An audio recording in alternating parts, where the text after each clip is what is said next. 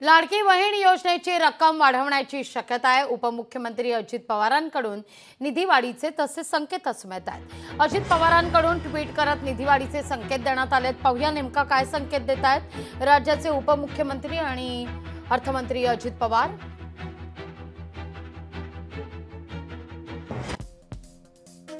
माझी लाडकी बहीण योजना टिकवणं शक्य नसल्याचं विरोधी पक्ष सांगतायत।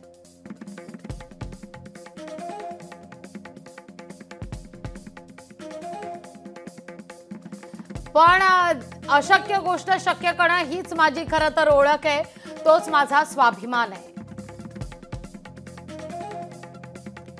ही कल्याणकारी योजना विरोधकांना बंद पाडायची आहे, तसं त्यांनी स्पष्ट देखील केलंय।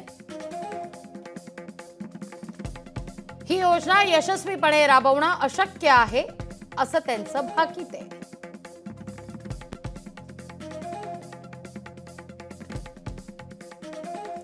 पण येत्या काही काळात या योजनेला अधिक बळकटी देऊन या योजनेची रक्कम वाढवण्याकरता मी सर्वतोपरी प्रयत्न करीन अशी ग्वाही अजित पवार यांनी दिली आहे। ही निवडणूक महिलांच्या हितासाठी आणि विरोधात असणाऱ्यांमध्ये आहे असं अजित पवार म्हणतायत। त्यामुळे निवडणुकीपूर्वी ही रक्कम वाढण्याचे संकेत सुद्धा आता मिळत आहेत।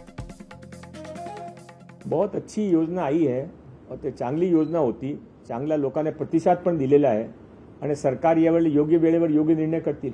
आता काल ते कोर्टचा निर्णय झाला, आता विषय संपला।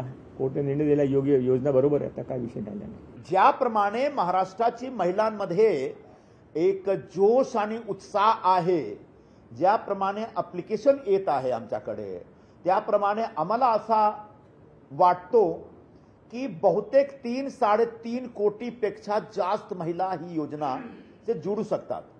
त्याच्या सगळ्याच्या ॲप्लिकेशन आल्यानंतर स्क्रुटी झाल्यानंतर जर समजा 3-3.5 कोटी झाली तो पहिल्यांदा जो आमचा एक प्रोव्हिजन आहे तो 2,45,45 साठी आहे।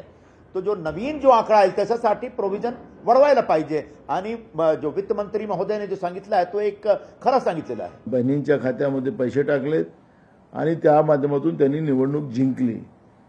पण आता ते सरकार तिथं आलेली आहे, बहिणींच्या भरोश्यावर सरकार आलेली आहे, पण मध्य प्रदेशमध्ये योजना लाडली बहीण बंद केली गेलेली आहे।